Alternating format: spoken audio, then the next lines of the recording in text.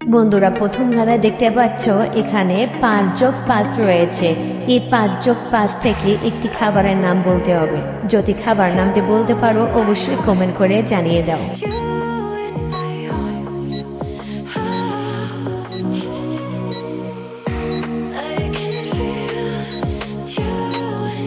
এখানে দেখা যাচ্ছে octo+5 রয়েছে।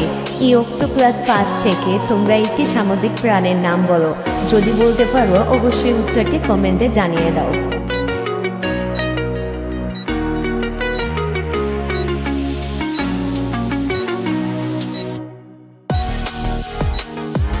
এখানে দেখতে পাচ্ছ 100+3 রয়েছে। এখানে এই দুইটি জিনিস দিয়ে একটি সম্পর্কের নাম হয়, সেই সম্পর্কটির নাম কি হবে? যদি বলতে পারো অবশ্যই কমেন্ট করে জানিয়ে দাও।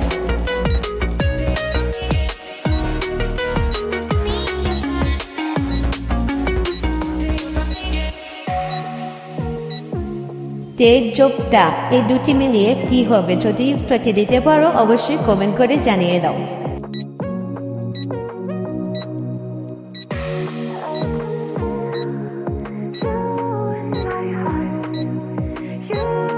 শেষ দাদা দেখা যাচ্ছে এখানে মেঘ+না রয়েছে।